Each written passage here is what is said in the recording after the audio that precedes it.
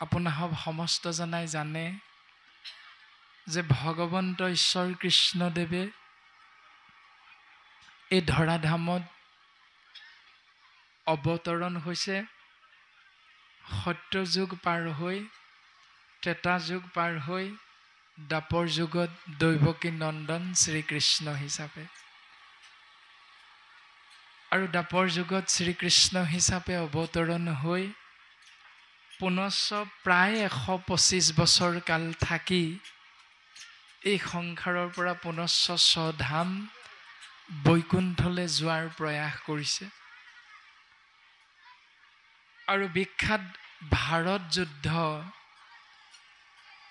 অৱসান ঘটাইছে অৰ্জুনৰ আগত ভাৰত যুদ্ধৰ প্ৰাক মুহূৰ্তত প্ৰকাশ কৰিছিল সখা অৰ্জুন তুমি শুনাচোন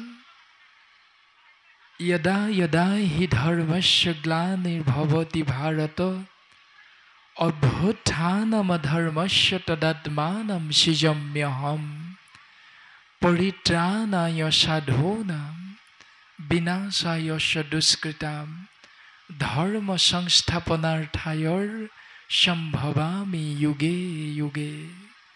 हे अर्जुन, हे सखा पार्थ, মই ধৰাধামত অৱতৰণ হওঁ তিনিটা মুখ্য কাৰণ লৈ। এক হ'ল দুষ্টক দমন সন্তক পালন, দুই হ'ল দুষ্কৃতি বিনাশ সংস্কৃতি ৰক্ষা, তিনি হ'ল অধৰ্মক বিনাশ কৰি ধৰ্মক পুনৰ সংস্থাপন দিয়া প্ৰতিষ্ঠা কৰা। আৰু সেই উদ্দেশ্য সুন্দৰভাৱে আশ্ৰয় কৰি ভগৱন্ত ঈশ্বৰ কৃষ্ণদেৱে বিখ্যাত ভাৰত যুদ্ধ অৱসান ঘটাই যুধিষ্ঠিৰক হস্তিনাপুৰৰ ৰজা পাতি সাগৰ বক্ষত থকা দ্বাৰকা নগৰলৈ উভতিবলৈ চিন্তা কৰিছে। আৰু তেনেতে 100 কৌৰৱৰ জননী গান্ধাৰীয়ে ঈশ্বৰ কৃষ্ণক ককৰ্থনা কৰি অপবাদ দিছে, অপবাদ দি অভিশাপ প্ৰদান কৰিছে যে হে কৃষ্ণ, যি কুট কৌশল আশ্ৰয় কৰি তুমি মোৰ 100 পুত্ৰৰ লগতে ভাৰতৰ বহু বহু মহাবীৰ বহু বহু পত্নীক তুমি বিধৱা কৰিলা, সন্তানক তুমি পিতৃহাৰা কৰিলা, বহু মাতৃৰ বুকু তুমি খুদা কৰিলা। ইয়াৰ বাবে তোমাক মই অভিশাপ দিছোঁ, তোমাৰ যদুবংশও এদিন এনেকৈ ধ্বংস হ'ব। আৰু গান্ধাৰী মাতৃৰ সেই অভিশাপ আশীৰ্বাদ হিচাপে শিৰোগত কৰি কৃষ্ণদেৱে দ্বাৰকাত আহি উপস্থিত হৈছে আৰু তাক এই সংসাৰত জীৱৰ মাজত শুদ্ধ ৰূপী অশুদ্ধ ৰূপে প্ৰকাশ কৰিবৰ বাবে চিন্তা কৰি তেওঁৰে পৰম ভক্ত জাম্বৱন্ত আৰু জাম্বৱন্তৰ কন্যা জাম্বৱতী তেওঁৰ ধৰ্মপত্নী, সেই ধৰ্মপত্নী জাম্বৱতীৰ পুত্ৰ হাম্ব কুমাৰক লগৰীয়া কেইজনমান ল'ৰাৰ লগ লগুৱাই দ্বাৰকাৰ কাষতে থকা পিণ্ডাৰক নামৰ তীৰ্থক্ষেত্ৰলৈ ভগৱন্তই লীলা কৰি পঠিয়াই দিছে। সেয়া প্ৰভুৰ লীলা। 10 মাহ পূৰ্ণ গৰ্ভাৱতী এগৰাকী মাতৃৰ নিচিনাকৈ হাম্ব কুমাৰক লগৰীয়াসকলে চাদৰ মেখেলা পিন্ধাই সজাই পৰাই ঋষিমুনিসকলৰ আগত গৈ সেৱা ধৰি প্ৰকাশ কৰিছে যে হে ত্ৰিকালদৰ্শী ঋষিমুনিসকল, তোমালোকে ক'ব লাগে আমাৰ লগত অহা এই কন্যাগৰাকীৰ গৰ্ভত থকা সন্তানটি ল'ৰা নে ছোৱালী।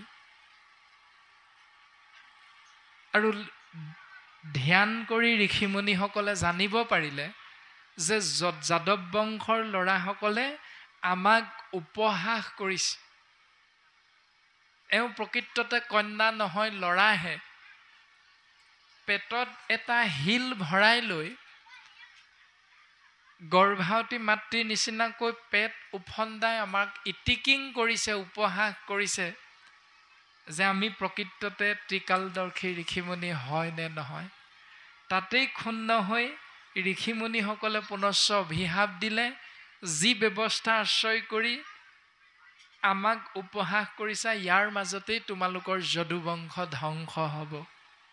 গান্ধাৰীৰ অভিশাপ, ঋষিমুনিসকলৰ অভিশাপ শিৰ পাতি লৈ সেই যাদৱ বংশৰ শিশুসকলে কৃষ্ণদেৱক সেই পৰম সত্যটো নজনালে, আৰু নজনাই বয়োজ্যেষ্ঠসকলক জনালে যে আমি এনেকৈ অভিশাপিত হ'লোঁ ঋষিমুনিৰ পৰা।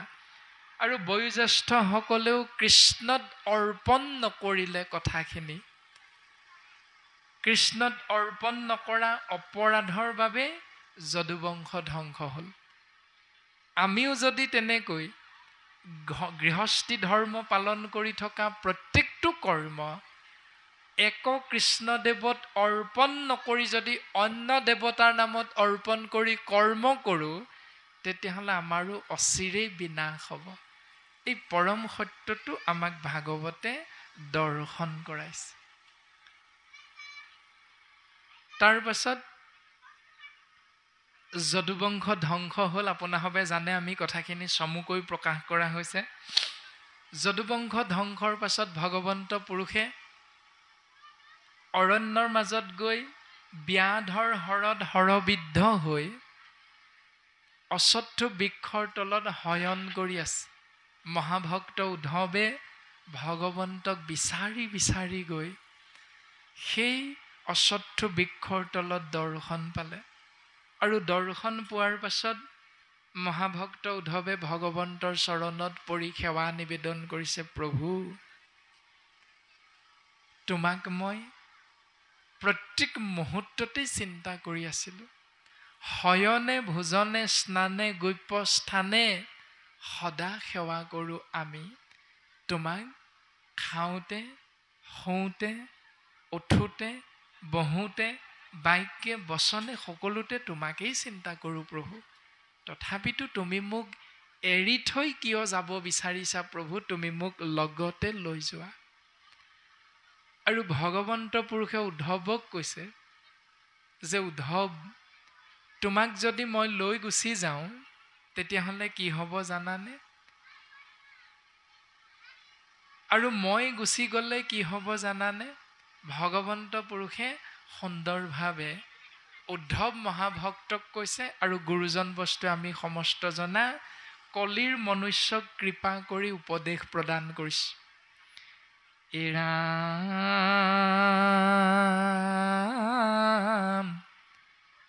দ্বাৰকা নগৰ সাগৰত যাইবে তল, মই গৈলে লোকত মিলিবে বিমংগল।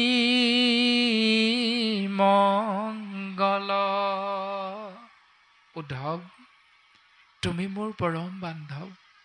মই যদি গুচি যাওঁ দ্বাৰকা নগৰখন সাগৰত তল যাব।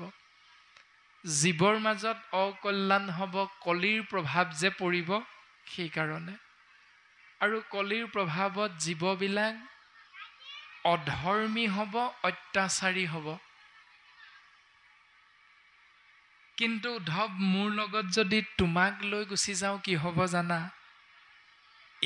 ৰাম তুমি আমি দুয়ো গৈলে মিলিব অনৰ্থ,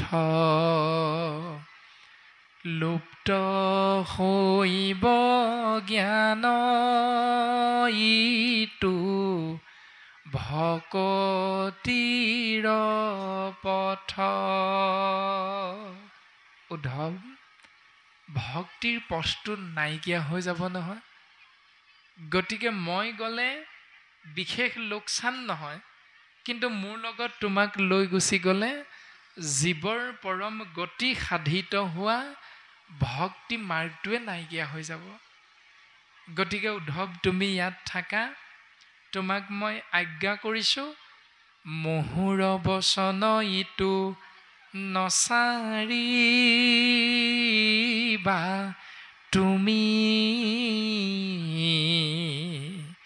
তুমি মোৰ আজ্ঞাটো দলিয়াই নেপেলাবা। তুমি মোৰ আজ্ঞা পালন কৰি ধৰাধামত থাকি কি কৰিবা জানানে? শ্ৰৱণ কীৰ্তন প্ৰৱৰ্তায়া থাকা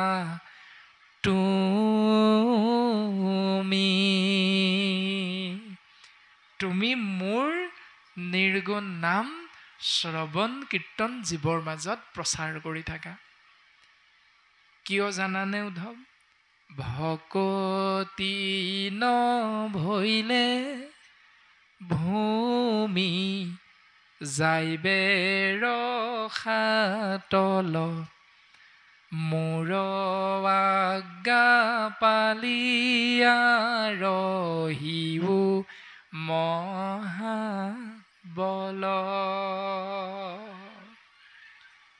তুমি মোৰ আজ্ঞাটো পালন কৰা, নহ'লে ভক্তি নাইকিয়া হ'ব, আৰু ভক্তি নাইকিয়া হ'লে ভূমি ৰসাতললৈ যাব।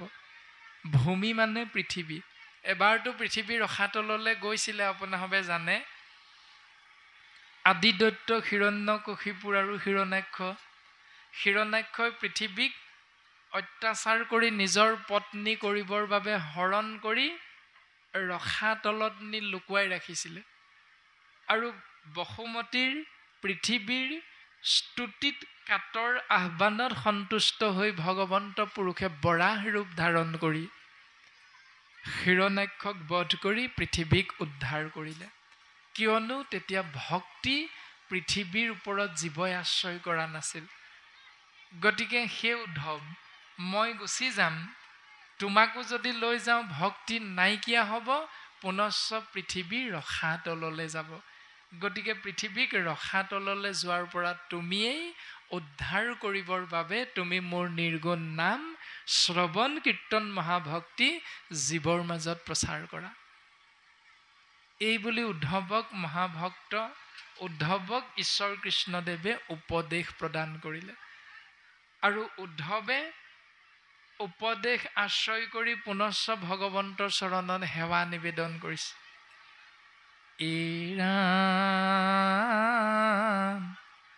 হে প্ৰাণ বন্ধু মোক বুলিও বুজাই, ঋষি সমস্তৰ কিয় একমতি নাই। হে কৃষ্ণ, তুমি মোৰ প্ৰাণৰ বান্ধৱ, তুমি মোক বুজাই দিয়া যে ঋষি সমস্তৰ মাজত জীৱৰ কল্যাণৰ অৰ্থে মতবিলাক কিয় বিভিন্ন ধৰণৰ হ'ল, এটা কিয় নহ'ল? মোক বুজাই দিব লাগে, মই বুজি পোৱা নাই। এতিয়া 1000 বছৰ আগত উদ্ধৱে সুধিছিলে, সেই একেটা প্ৰশ্ন যদি আজি একবিংশ শতিকাত 2024 বৰ্ষত ভৰি দি বিশ্বায়নৰ যুগত 90 বছৰীয়া 80 বছৰীয়া আমি দেউতাসকলক আমাৰ যদি 10-15 বছৰীয়া সন্তানবিলাকে প্ৰশ্ন কৰে, বোৱাৰীয়ে যদি প্ৰশ্ন কৰে, কন্যাই যদি প্ৰশ্ন কৰে, পুত্ৰই যদি প্ৰশ্ন কৰে, নাতিয়ে যদি প্ৰশ্ন কৰে, বোলে ককা শ্ৰীমন্ত শংকৰদেৱ সংঘ যিটো নিয়ম পালন কৰে, বামুণীয়া পন্থত সেইটো নিয়ম কেলে নাইনো ককা? কীৰ্তন গ্ৰন্থ দেখোন একে ভাগকে পঢ়ে, ভাগৱত দেখোন একে ভাগকে পঢ়ে, নামঘোষা দেখোন একে ভাগিকে পঢ়ে, মিঠাতেলৰ চাকি দেখোন একে গছিকে জ্বলায়, কিন্তু নিয়মবিলাক কিয় বেলেগ বেলেগ? আমাৰ হাতত উত্তৰ আছেনে? নিশ্চয় নাই। আমি মনে মনে তলমূৰ কৰিব লগা হয়। কিয় শ্ৰীমন্ত শংকৰদেৱ সংঘই ভাগৱত পঢ়ি নিয়মটো বেলেগ, কিয় ভাগৱতী সমাজে একেখন ভাগৱতকে পঢ়ি নিয়মটো বেলেগ, কিয় বামুণীয়া পন্থাই একেভাগি নামঘোষাকে আশ্ৰয় কৰি নিয়মটো বেলেগ, কিয়? কাৰো হাতত উত্তৰ নাই। কাক কম কোনে পঠিয়াব, যাক কম সিও লঠিয়াব। আমি দুবিধাত পৰোঁ, দুমোজাত পৰোঁ। যিটো প্ৰশ্ন আজিৰ পৰা হাজাৰ হাজাৰ বছৰ আগত উদ্ধৱে সুধিছিল, আৰু উদ্ধৱক কৃষ্ণদেৱে কি বুলি ক'লে ইয়াৰ উত্তৰটো? উদ্ধৱ, তুমি মোৰ যে পৰম বান্ধৱ, সেইকাৰণেহে কম। তুমি মোক সুধিছা কাৰণে মই নকওঁ দিয়া। এতিয়া নাতিয়ে যদি সোধে ককা কোৱাচোন, তেতিয়া আমাৰ প্ৰশ্নৰ উত্তৰটো কি বাৰু স্বাভাৱিক? তই শৰণ ললি নাই? বোলে নাই লোৱা। শৰণ লৈ আহ, তাৰ পাছত মোৰ ওচৰলৈ আহিবি, উত্তৰটো দিম যা। আমি এই বুলি কৈ পাল মাৰি থৈ দিওঁ। বোলে শৰণ ললি নে নাই লোৱা? শৰণ লৈ ল'বি, নিজে নিজে বুজি পাবি। কৈয়ে আছে ধুনীয়াকৈ কথাবোৰ, পঢ়িবি নিজে বুজি পাবি। এই বুলি কৈ পাল মাৰি থৈ দিওঁ। তাৰমানে আমি যিসকলে এই বুলি কওঁ, তেওঁলোকে ভাগৱত নাই পঢ়া নেকি? নিশ্চয় পঢ়িছোঁ। তেওঁলোকে নামঘোষা আমি নাই পঢ়া নেকি? পঢ়িছোঁ। যদি নামঘোষা পঢ়িছোঁ, ভাগৱত পঢ়িছোঁ, তেতিয়াহ'লে নীতি নিয়মবিলাক এটা কিয় কৰি নললোঁ? নামঘোষাততো 10টামান নিয়ম নাই দিয়া, এটাই দিছে নিয়ম। ভাগৱতততো এটাই নিয়ম দিছে। উদ্ধৱৰ আগত ভগৱন্ত পুৰুষে ক'লে, ৰাম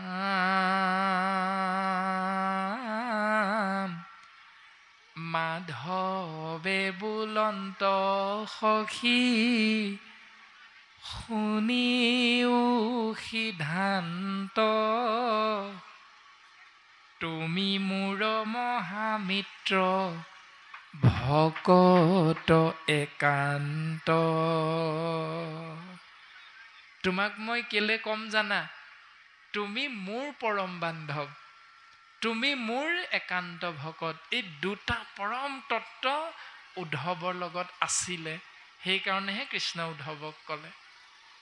এতিয়া আমাৰ লগত এই দুটা তত্ত্ব আছেনে নাই? এতিয়া আমি কৃষ্ণদেৱৰ একান্ত ভকত, নে আমি শিৱৰ ভকত, নে আমি বিশ্বকৰ্মাৰ ভকত, নে আমি দুৰ্গাৰ ভকত, নে আমি আই ভকত, নে আমি সৰস্বতীৰ ভকত, নে আমি গণেশৰ ভকত? আমি কাৰ ভকত এতিয়া? নে ছমহীয়া বছৰীয়া সকাম ভাঙি ভাঙি ফুৰা ভকত? কোনটো ভকত এতিয়া? এইটো আমি নিজক সুধিব লাগিব। যদি আমি কৃষ্ণদেৱৰ ভকত, একান্ত ভকত, তেতিয়াহ'লে আমি ভাগৱত পঢ়িলে উত্তৰটো পাম।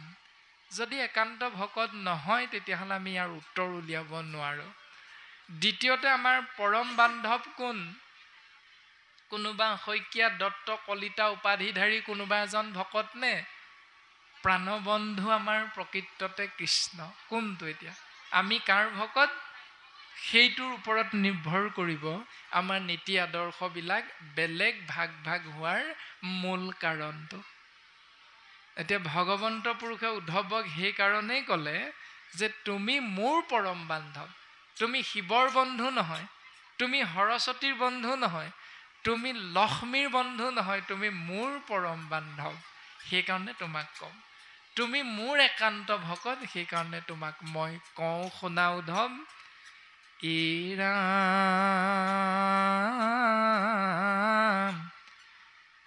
মই বিনে বেদে কিছু আন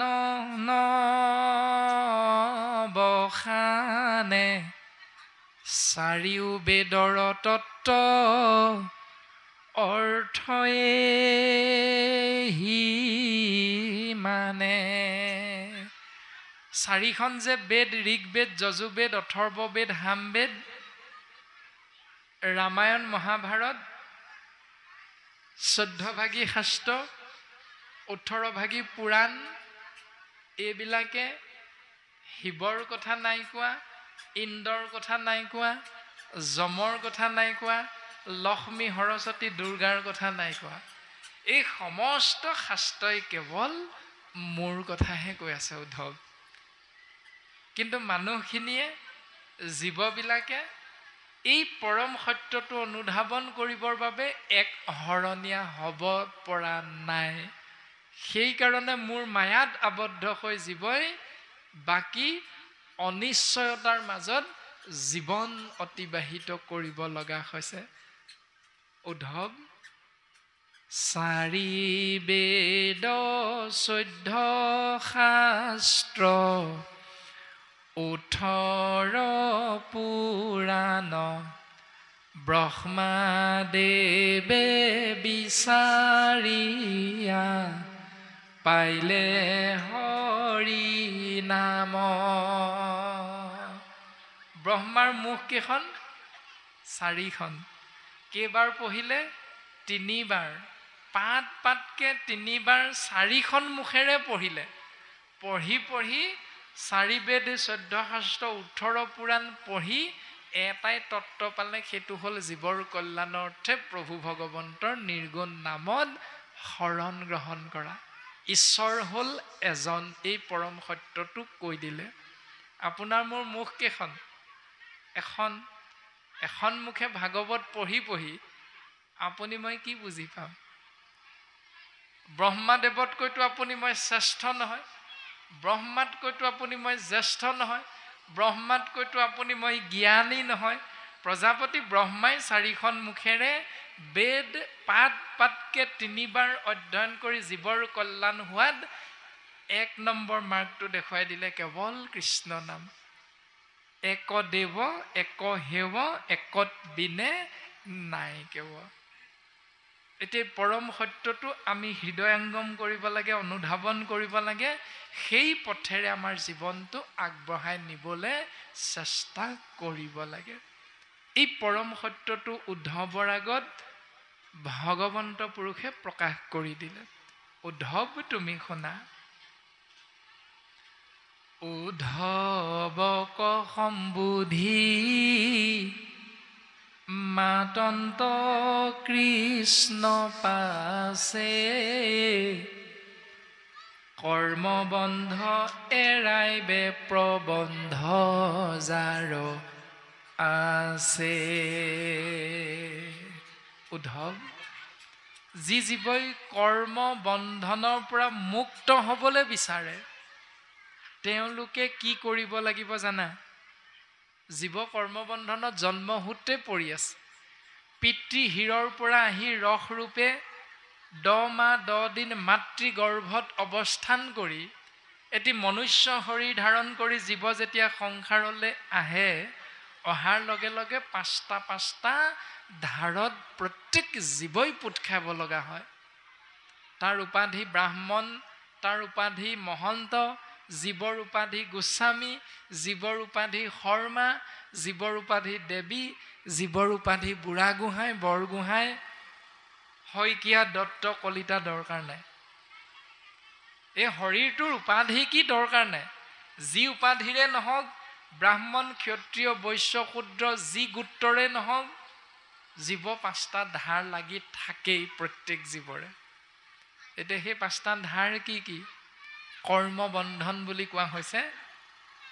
এই ৰামদেৱ ঋষি ভূত পিতৃ কুটুম্ব জনৰ উপজিলে তা সম্বাৰ ঋণী হুৱে নৰ।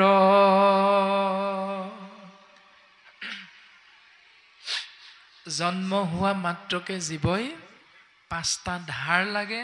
সেই 5টা ধাৰ দেৱধাৰ মানে দেৱঋণ, ঋষি ঋণ, ভূত ঋণ, পিতৃ ঋণ, পুষ্য ঋণ। এই 5টা ধাৰ। এতিয়া 5টা ধাৰৰ পৰা মুক্ত হ'বলৈ কি কি কৰ্ম কৰিব লাগে প্ৰত্যেক দিনাই, যাক পঞ্চশুনা পাপ বুলিও কোৱা হয়। এৰাম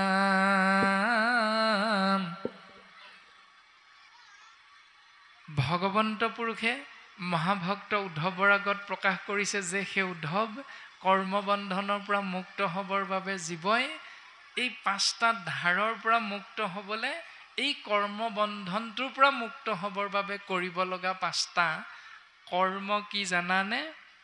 এই ৰাম হোমে দেৱ ঋণ খোজে তৰ্পণে ঋষিৰ বলিদানে ভূত শ্ৰাদ্ধ আদিয়ে পিতৃৰ হোম যজ্ঞৰ জৰিয়তে দেৱতাৰ ঋণৰ পৰা মুক্ত হ'ব পাৰে। হোম যজ্ঞ কৰিব লাগিব। তৰ্পণৰ জৰিয়তে ঋষিৰ ধাৰৰ পৰা মুক্ত হ'ব পাৰে। বলিদান প্ৰক্ৰিয়াৰ জৰিয়তে ভূতৰ ঋণৰ পৰা মুক্ত হ'ব পাৰে। আমাৰ যে কুকুৰা এটা বলি দিয়া নিয়ম আছে, আমাৰ যে ছাগলী এটা দললে আগ কৰি দিয়া নিয়ম আছে, পাৰ চৰাই এযোৰ যে দলত গৈ মেলি দিয়াৰ নিয়ম এটা আছে, বলি দিয়া, দান দিয়া ক'লা বস্ত্ৰ, ক'লা ছাগলী আদি আদি ধৰণে বলিদান প্ৰক্ৰিয়াৰ দ্বাৰা ভূতৰ ঋণৰ পৰা মুক্ত হ'ব পাৰে। তাৰ পাছত শ্ৰাদ্ধ, পিণ্ড, মুণ্ডন, ভোজনী আদিৰ জৰিয়তে পিতৃ মাতৃ পৰলোকগামী হ'লে 3 দিনত তিলনি, 10 দিনত দহা, ছমাহে বছৰেকে বছৰিকা ছমহীয়া পাতি পাতি পিতৃ মাতৃ ঋণৰ পৰা মুক্ত হ'ব পাৰে। 5 নম্বৰতে সিদ্ধান্ত দিলে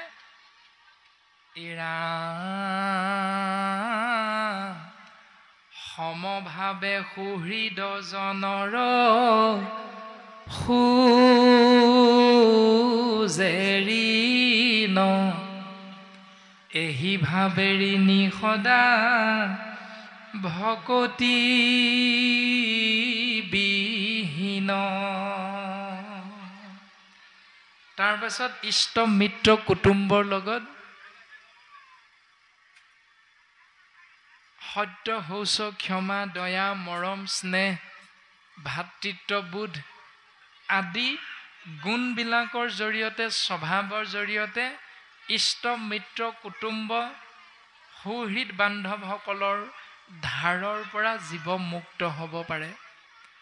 কিন্তু এনেকৈ 5টা ধাৰৰ পৰা মুক্ত হ'বলৈ 5টা যজ্ঞ কৰ্ম নিতৌ কৰি থাকিলেও এহি ভাৱে ঋণী সদা ভকতি বিহীন, এনেকৈ 5টা ধাৰত সদায় পোত খায়ে থাকিব লগা হয় সেইসকল মনুষ্য নামৰ জীৱ, যিসকল মনুষ্য ভকতিবিহীন।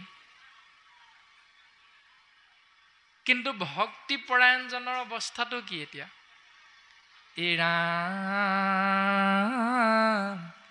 কায় বাক্য মন কৰি নিশ্চয়ে যিজনে মুকুন্দৰ চৰণত পখিল শৰণে। কায় মানে হৰিৰ, বাক্য, মন, চিত সুদৃঢ় বিশ্বাস সহিতে যিজনে এক কৃষ্ণদেৱ কৰিও সেৱ ধৰিও তাহান নাম কৃষ্ণ দাস হুয়া প্ৰসাদ ভঞ্জিয়া হস্তে কৰা তান কাম। যিজনে এক ঈশ্বৰক সমস্ত অৰ্পণ কৰি দিলে, তাৰ ঋণ খোজা সবে গৈল সমস্তৰ, নকৰিও ঋণী আৰনুহি সিটো নৰ। সেইজন মনুষ্য নামৰ জীৱই 5টা ধাৰৰ পৰা মুক্ত হ'বলৈ 5টা যজ্ঞ এটাও নকৰাকৈ তেওঁ অনায়াসে মুক্ত হৈ যাব পাৰে, যদিহে এক ঈশ্বৰক ভজনা কৰে। এতিয়া কোনটো কৰিম? ক'লা ছাগলী দান দিম, মুণ্ডন কৰিম, ছমহীয়া বছৰিকা পাতিম, নে পুৱা গধূলি নামঘৰত গৈ কৃষ্ণ সেৱা কৰিম? কোনটো কৰিম? এতিয়া সেইটোৰ ওপৰত নিৰ্ভৰ কৰিব জীৱই কৰ্মবন্ধনৰ পৰা মুক্ত হ'ব কেনেকৈ পাৰিব। ইমান সুন্দৰভাৱে গুৰুজনে সিদ্ধান্ত দিছে।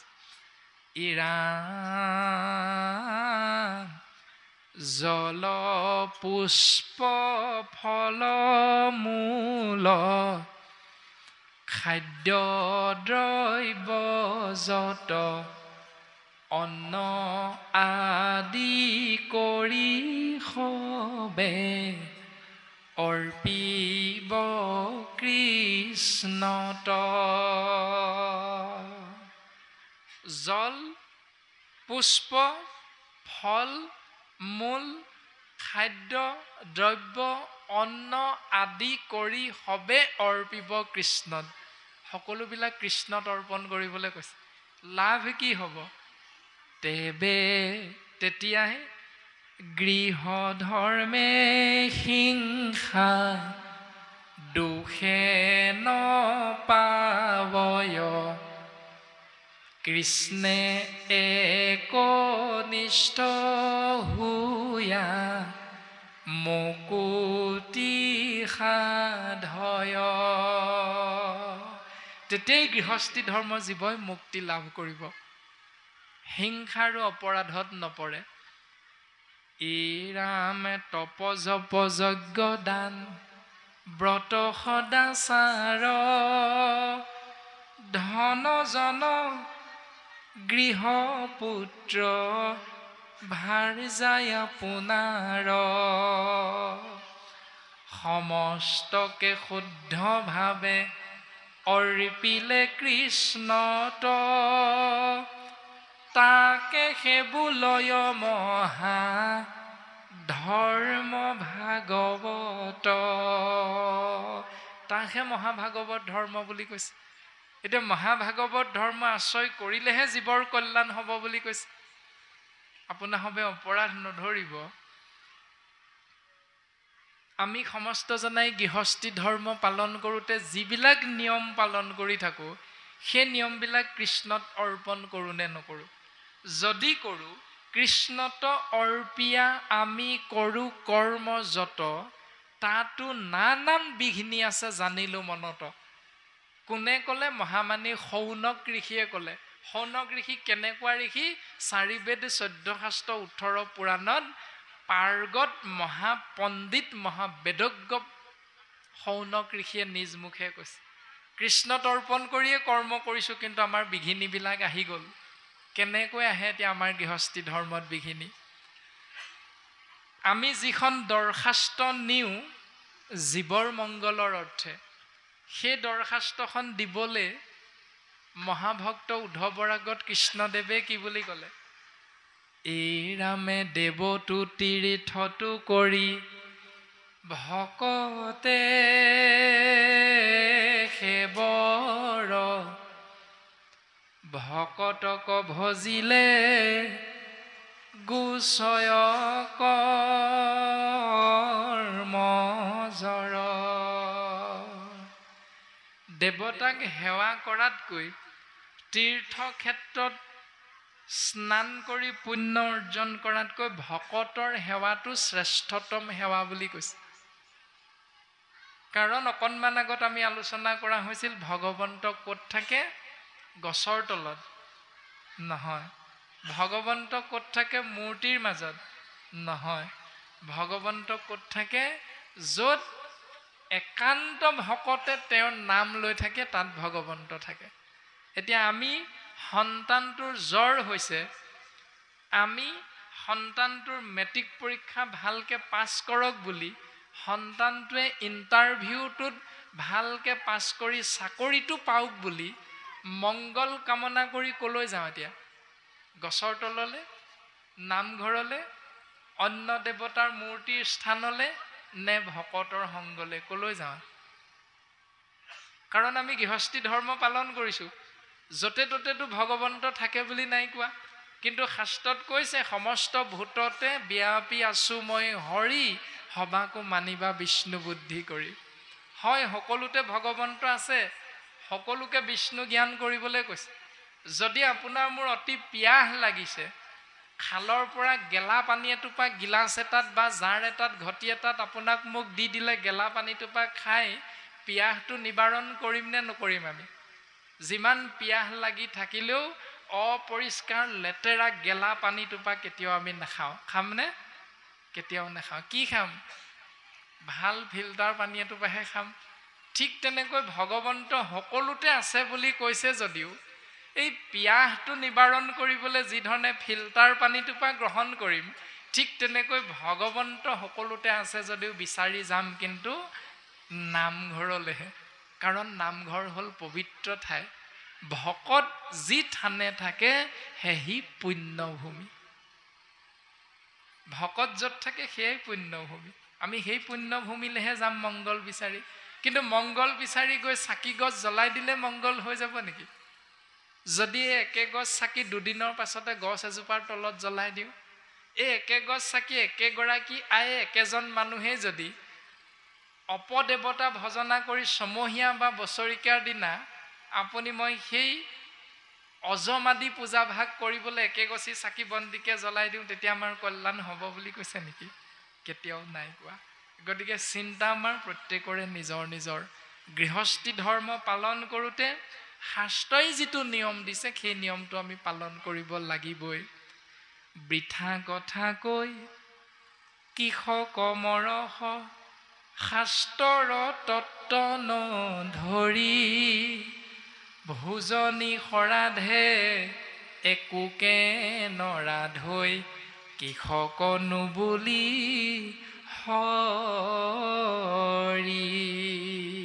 সেই জীৱ ভোজনী শ্ৰাদ্ধ পিণ্ড মুণ্ডন ছমহীয়া বছৰিকীয়াই জীৱৰ কল্যাণ সাধন নকৰে।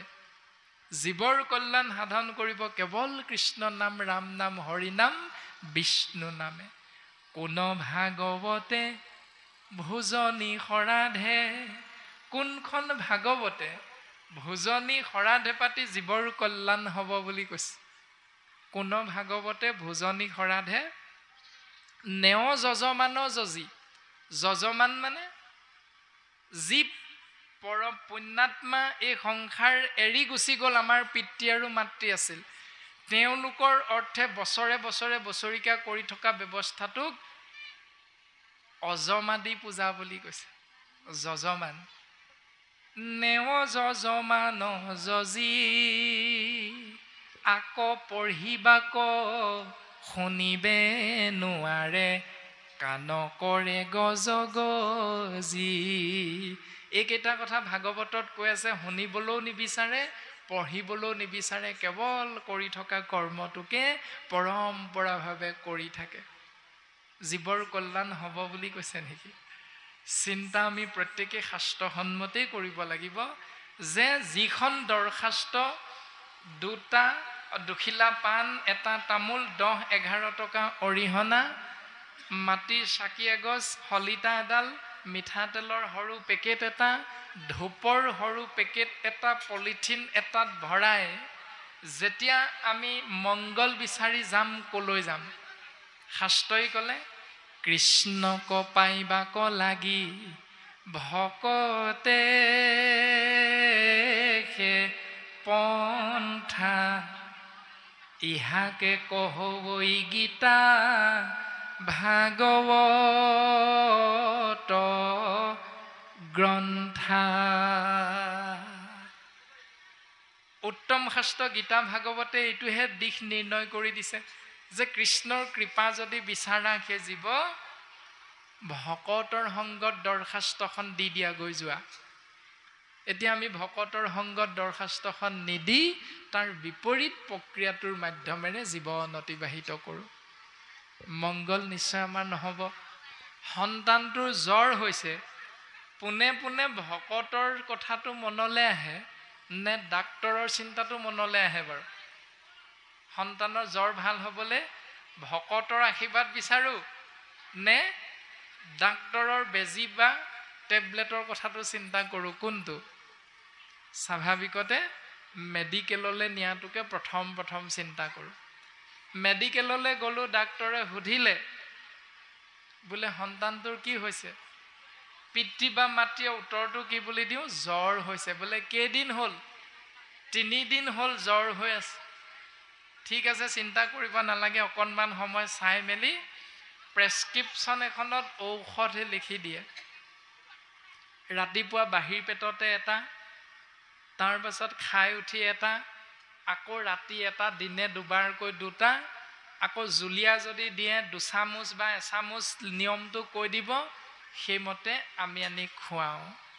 এতিয়া প্ৰশ্নটো হ'ল, ডাক্তৰে লিখি দিয়া প্ৰেছক্ৰিপশ্যনখনৰ সহিতে ফাৰ্মেচীৰ পৰা ঔষধকেইটা লৈ পলিথিন এটা ওলমাই হাতত লৈ আনি গোটেই ঔষধৰ দৰৱৰ বটলটো বা সেই কেৰি বেগটো ঘৰত আহি খুটাটোত যদি গজাল এটাত ওলমাই থৈ দিওঁ, এই সন্তানটোৰ জ্বৰ ভাল হ'বনে? জ্বৰ ভাল হ'বনে? নহয়। তাৰমানে পঢ়িবাক লাগে শাস্ত্ৰ জ্ঞানৰ নিমিত্তে। কীৰ্তন দশম ঘোষা ৰত্নাৱলী সজাই থৈ দিলে নহ'ব। তাক আমি পঢ়ি লৈ জীৱনটো কেনেকৈ অতিবাহিত কৰিম ইয়াৰ জ্ঞান আমি ল'ব লাগিব, ল'বলৈ চেষ্টা কৰিব লাগিব। আজ্ঞা পৰে ভক্তি, মাত্ৰ আমি শৰণীয়া হৈ বয়োজ্যেষ্ঠ ভকতৰ আজ্ঞা শিৰোগত কৰি সেই মাধ্যমেৰে আমি আগবাঢ়িব লাগে। পলিথিনটো যদি আমি গজালত ওলমাই থৈ দিওঁ, ঔষধবিলাক যদি তাতেই থাকে, এটাও ঔষধ যদি নাখাওঁ, তেতিয়াহ'লে আমাৰ জ্বৰ ভাল নহয়, সন্তানৰ বেমাৰ ভাল নহয়। তাৰমানে শাস্ত্ৰ আমি নপঢ়িলে জ্ঞান লাভ কৰিব নোৱাৰোঁ, 1 নম্বৰ। 2 নম্বৰতে ঔষধবিলাক কেনেকৈ খাব লাগে নিয়মটো ডাক্তৰজনে লিখি দিলে, লিখি দিয়াৰ মতেৰে গ্ৰহণ নকৰি খালী পেটতে খাবলৈ দিয়াটো যদি ৰাতি ভাত খাই উঠি খাওঁ, ভাল হ'বনে বেয়া হ'ব? ৰিয়েকশ্যন হ'ব, তাৰ বিপৰীত প্ৰতিক্ৰিয়া হ'ব। ঠিক তেনেকৈ মাধৱ গুৰুজনাই ক'লে, যুগ ধৰ্ম সময়ৰূপী কৰ্ম, সত্য যুগে ধ্যান, ত্ৰেতা যুগে যজ্ঞ, দাপৰত পূজা, কলিত নাম। কলিযুগ ভগৱন্তৰ নামত শৰণাপন্ন হোৱা। যাগ যজ্ঞ পূজা পাতল এইবোৰ নহয়, অজমাদি পূজা নহয়, ছমহীয়া বছৰেকীয়া এইবিলাক কলিযুগত নহয়। এইবিলাকত জীৱৰ কল্যাণ হ'ব বুলি নাই কোৱা।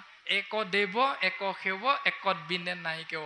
সেই সময়মতে খুৱাবলৈ কোৱা ঔষধবিলাক প্ৰেছক্ৰিপশ্যনখনৰ নীতি নিৰ্দেশনা মতে যদি নোখোৱাওঁ, তেতিয়াহ'লে সন্তানৰ জ্বৰ ভাল নহয়, বেমাৰ ভাল নহয়। ঠিক তেনেকৈ আমিও কৰিব লগা নিয়মটো শাস্ত্ৰসন্মতে যদি আশ্ৰয় গ্ৰহণ কৰি নকৰোঁ, তেতিয়াহ'লে আমাৰো কৰ্মৰ সফল সমাপ্তি নহয়, জীৱৰ কল্যাণ নহয়। ঠিক তেনেধৰণে আমি চিন্তা কৰিব লাগিব যে আমাৰ সন্তানৰ মংগল বিচাৰিছোঁ, মংগল বিচাৰিলেই মংগল হৈ নাযায়, সেই মংগল যোগ আচৰণটো আমাৰ হ'ব লাগিব, তেতিয়াহে মংগলাচৰণ বুলি শাস্ত্ৰই সিদ্ধান্ত দিছে। 2 নম্বৰতে সিদ্ধান্ত দিলে, বিষ্ণু ভকতৰ সংগ লৈবা প্ৰথমত, গুৰু মানি শুশ্ৰূষা কৰিবা ভালমত। উদ্ধৱ, তুমি বিষ্ণু ভকতৰ সংগ ল'বা, অৰ্থাৎ মোৰ ভকতৰ সংগ প্ৰথমে ল'বা। এই বুলি নক'লে তুমি দুৰ্গা, কালী, ভদ্ৰা, সৰস্বতী, লক্ষ্মী, শিৱ, বিশ্বকৰ্মা আদি ভকতৰ সংগ প্ৰথম ল'বা, এই বুলি নাই কোৱা। স্বয়ং ঈশ্বৰ কৃষ্ণদেৱে কৈছে মোৰ ভকতৰ সংগ ল'বা প্ৰথম। বোলে সংগলৈ গ'লো নহয়, হৈ যাব নেকি মংগল? নহ'ব।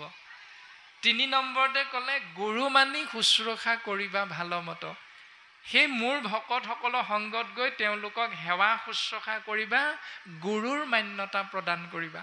তাৰ পাছত লৈয়া উপদেশ মাধৱক আৰাধিব, যতে কহু কীৰ্তি মানে কৃষ্ণত অৰ্পিব। তেওঁলোকৰ পৰা উপদেশ ল'বা, কাক ভজিব লাগিব, কাক চিন্তা কৰিলে আমাৰ মংগল হ'ব।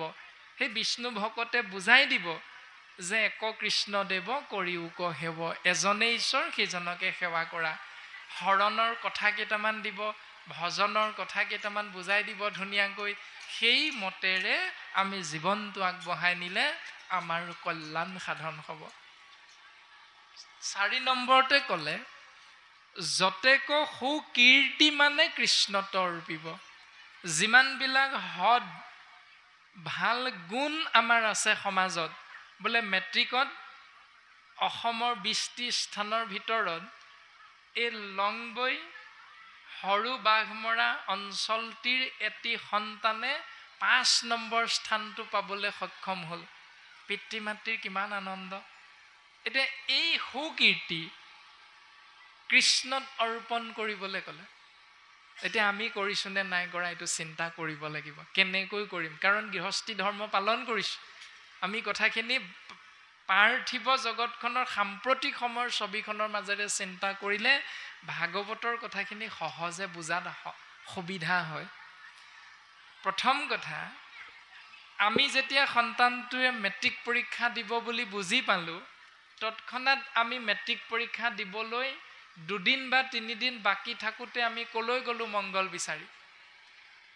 দেউতাকে চাকৰি কৰি থাকে কাৰণে মাতৃয়ে চাকি বন্তি ধূপ ধূনা লৈ কন্যাক চাদৰ মেখেলা পিন্ধাই, সন্তানটোক ধুতি পাঞ্জাবী পিন্ধাই 2 বা 3 দিনৰ আগতে নামঘৰলৈ লৈ যায়। নামঘৰীয়াৰ ওচৰত চাকি বন্তি অৰ্পণ কৰি দিয়ে, বোলে ল'ৰাটিয়ে মেট্ৰিক পৰীক্ষা দিব, প্ৰভু আশীৰ্বাদ এভাগ দিয়ক। নহ'লে গাঁৱৰে 3-4জনমান ভকতক আনি গাখীৰ 2-3 লিটাৰমান লগাই পায়স এমুঠি সিজাই অ হৰি অ ৰাম কৰি আশীৰ্বাদ এটা দিয়াৰ ব্যৱস্থাটো আমি আশ্ৰয় কৰোঁ। কম বেছি পৰিমাণে এইটো ব্যৱস্থা আমি হয়তো চিনাকি নহয়নে বাৰু আইসকল বাপসকল? আমি এইটো ব্যৱস্থাৰ মাজত সোমাই আছোঁ কম বেছি পৰিমাণে।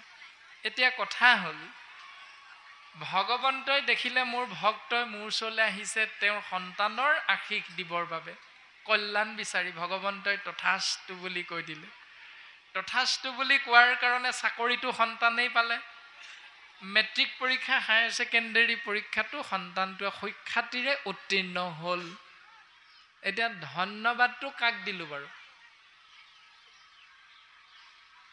যিদিনা সুখ্যাতিৰে উত্তীৰ্ণ হ'ল ধন্যবাদটো কাক দিলোঁ? এতিয়া ধন্যবাদটো দিয়া মানে ৰিজাল্টৰ দিনা ব্ৰইলাৰ মাংস 20-25 কেজিমান, আমলৰীয়া হাঁহ 2-3টামান আনি গোটেই গাঁৱৰ ৰাইজক খানা এটা দি দিলোঁ। গাঁৱৰ ৰাইজে আপোনাক মোক আশীৰ্বাদ দিছিলেহে নি? আহি কেইজনমান মুষ্টিমেয় ভকতেহে আশীৰ্বাদ দিছিলে। নামঘৰত চাকি গছ দি ঈশ্বৰৰ কৃপা বিচাৰিছিলোঁ। ধন্যবাদটো দি দিলোঁ গাঁৱৰ ৰাইজক। তাৰমানে ভুলটো হ'ল সেইখিনিতে, আশীৰ্বাদটো ল'লোঁ ঈশ্বৰৰ পৰা আৰু ধন্যবাদটো দিলোঁ ব্ৰইলাৰ মাংস আৰু হাঁহকেইটাক। হাঁহকেইটা মৃত্যু হ'ল, নিৰীহ পানীকেইটা এনে হত্যা হ'ল সেই দিনটোত। সিহঁতৰতো একো দুখ নাছিল। সিহঁতৰ কি দুখ আছিল? সিহঁতৰ একো দুখ নাছিল। তথাপিতো আমি সেইকেইটাক হত্যা কৰি লোভৰ বশৱৰ্তী হৈ মায়ামোহত আবদ্ধ হৈ ঈশ্বৰলৈ পিঠি দি আমি সেই নকৰিবলগীয়া কামটোৰ মাজত সোমাই পৰিলোঁ। এইটো আমাৰ অপৰাধটো। এই অপৰাধটোৰ কাৰণে এহি দুখে গৃহবাসী স্বৰ্গক নাযায়। সেই দুখটোৰ বাবে, সেই অপৰাধটোৰ বাবে গৃহস্থী ধৰ্ম পালন কৰা মনুষ্য বৈকুণ্ঠটো বহু দূৰ, স্বৰ্গলৈকো যাব নোৱাৰে বুলি কৈছে। তাৰমানে বিপৰীতে নৰকত থাকিব লগা হয়। যতেক সুকীৰ্তি কৃষ্ণত অৰ্পিব। অৰ্পণ কৰিবলৈ কৈছিলে কৃষ্ণতহে। এতিয়া আমি অৰ্পণ কৰি দিলোঁ ব্ৰইলাৰ হাঁহকেইটাৰ ওপৰত, ধন্যবাদটো দি দিলোঁ ইয়াত। 2 নম্বৰতে আমি চিন্তা কৰিম, কৃষিজীৱী জীৱ, কৃষিজীৱী মনুষ্য আমি খেতি কৰোঁ। খেতি কৰোঁতে আমি যিদিনা আহাৰ মাহত কঠীয়া পাৰিবলৈ লওঁ, কঠীয়া পাৰিবলৈ যাওঁতে আমি কাক আশ্ৰয় কৰোঁ? দেউতাসকলে জানে আমি বাৰু আজি ল'ৰা, তথাপিতো আমি আমাৰো দেউতাসকলৰ পৰা কথাখিনি শুনা, ককাহঁতৰ পৰা শুনা যে বোপাই যদি আমাৰ পাছত তহঁতিওতো এদিন কঠীয়া পাৰিব লাগিব, কঠীয়া পাৰোঁতে 4 মুঠি ছটিয়াই ল'বি, গুৰু দেৱ নাম ভকত। এই গুৰুত দিম, ভকতত দিম, দেৱত দিম, নামত দিম 4 মুঠি প্ৰথম ছটিয়াই ল'বি। তাৰ পাছত ঈশ্বৰে নদন বদনকৈ তোক কৃপা কৰি দিব। আৰু মাজে মাজে সেই কঠীয়ানি পোকে ধৰিছে নেকি, ভালকৈ বাঢ়িছে নে নাই, মাটিডৰা ভালকৈ হৈছে নে নাই, এইখিনিও কিন্তু অকণমান মাজে মাজে তত্ত্বাৱধান ল'বি। আদি ধৰণে আমাক পিতৃ মাতৃ ককা আইতাসকলে উপদেশ দিছে কৃষিজীৱী মনুষ্য আমি। গতিকে 4 মুঠি প্ৰথম ছটিয়াবলৈ ক'লে গুৰু দেৱ নাম ভকত। আৰু 4 মুঠি ছটিয়াই জীৱৰ কল্যাণৰ অৰ্থে ঈশ্বৰত অৰ্পণ কৰাৰ কাৰণে ঈশ্বৰে দেখিলে যে মোৰ সন্তান জীৱ মোতেই অৰ্পণ কৰি মোৰ কৃপা বিচাৰিছে, গতিকে ইয়াক মই ভালকৈ দিব লাগিব এমুঠি এই বছৰটো। ঈশ্বৰে ভালকৈ দিলে। দিয়াৰ লগে লগে কঠীয়া লহপহকৈ ডাঙৰ হ'ল। আপোনাৰ আমাৰ আইগৰাকীয়ে তুলনি হিচাপে কঠীয়া তুলিলে আৰু ন ভুই কৰিবৰ বাবে কঠীয়া মুঠি যিদিনা গোজ ল'ব সেইদিনা কি আশ্ৰয় কৰে? পাণ দুখিলা, তামোল এটা, 10-11 টকামান অৰিহণা দি ঔ হৰি ঔ ৰাম ধ্বনি কৰি গোজ ল'বলৈ যায়। যায়নে বাৰু?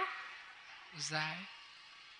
গাঁৱৰে কোনোবা এগৰাকীয়ে যদি সোধে বোলে আজি দিনটো তোক দেখা নাই, ক'ত আছিলিও? কেলে? আজি আমুকৰ ঘৰ ন ভুই নহয় জানো? আমুকৰ ঘৰ ন ভুই নি? যোৱা বছৰ মোক মাতিছিলে, এইবাৰ কেলে নেমাতিলে জানো? বোলে কি উলিয়াইছিলে? 2টা ল'ৰাৰে চাকৰি নহয়। ডাঠ হ'ব পাৰে বোলে, ডাঠ কি মাংস নাজানো, মুঠতে খালোঁ, খাই কিন্তু বৰ ভাল লাগিলে। তাৰমানে গুৰুত দিম, দেৱত দিম, নামত দিম, ভকতত দিম, আকৌ ন ভুই দিনা ডাঠ যে হ'ল, অকল্যাণটো তাত সোমাই আছে, অমংগলটো সোমাই আছে তাত। আপুনি মই মংগল বিচাৰিছিলোঁ কঠীয়া পাৰোঁতে ঈশ্বৰত, আৰু কৰি দিলোঁ মাজত অমংগলটো, সেইখিনি ডাঠটো কৰিবলৈ গৈ নিৰীহ প্ৰাণী এটা আপুনি আমি পুনশ্চ বধ কৰিব লগা হ'ল। এইটো অপৰাধ। তাৰপাছত ন ভুই হৈ গ'ল, ধান লহপহকৈ ডাঙৰ হ'ল, সোণগুটি লাগিল, অন্য বছৰতকৈ ভালকৈ হ'ল। তাৰপিছত 9 মুঠি খাব লাগে, লখিমী আনিলোঁ, 9 মুঠি খোৱা দিনা ভকত গুলি মাৰ। গুৰুত দিম বুলি ক'লোঁ, গুৰুলৈ গুলি মাৰ। দেৱত দিম বুলি ক'লোঁ, দেৱলৈ গুলি মাৰ। ভকতত দিম বুলি কৈছিলোঁ, ভকতকো বাদ দিয়া, মাছ মাংস নেখায়, ভকতক মাতিব নালাগে আৰু থোৱা। নামত দিম বুলি ক'লোঁ, এই নাম খাৰ কৰিলে আকৌ নিৰামিষ হ'ব, এই বাকীখিনি আকৌ বেয়া পাব, নহয় দিয়া এবাৰ নাম খা নেলাগে, পাছতে কৰিম। এই সকলোবিলাক গুৰুদেৱ নাম ভকত পিছলৈ গৈ আগবাঢ়িল অন্যটি জীৱ হত্যা। 9 মুঠি খাব লাগে, ইষ্ট মিত্ৰ কুটুম্বক মাতি একেবাৰে ডাঠ পিটকে 9 মুঠি খোৱাৰ ব্যৱস্থাটো কৰি ল'ল। কৃষ্ণত অৰ্পিয়া আমি কৰোঁ কৰ্ম যত, তাতো নান বিঘিনি আছে জানিলোঁ মনত। কৃষ্ণত অৰ্পণ কৰিলে নহ'ব যদি মাৰ্গটো শুদ্ধ হোৱাই নাই। সেইকাৰণে আমি জীৱ গৃহবাসী মনুষ্য স্বৰ্গক নাযায় বুলি কৈছে। এইবিলাক নীতি নিয়ম আমি শুদ্ধ কৰিবলৈ চেষ্টা কৰিব লাগিব।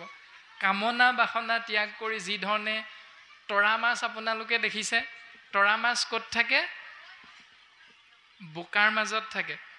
তৰা মাছ দেখিছেনে? দেখিছে, বোকাত থাকে।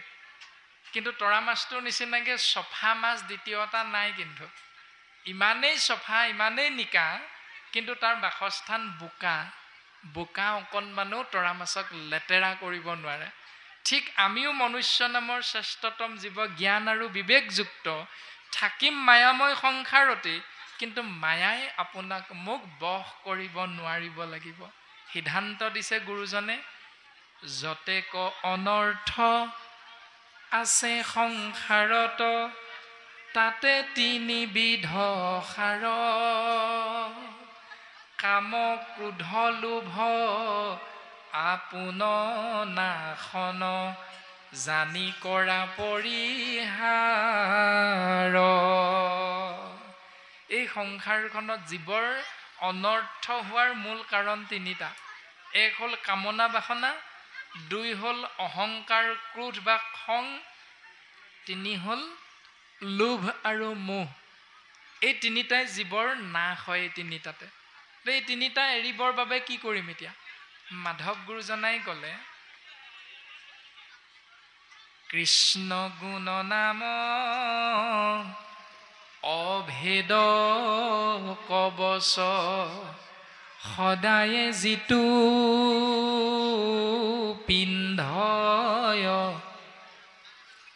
3 গুণময় অস্ত্ৰৰ প্ৰহাৰে, তাক আৰণি বিন্ধয়।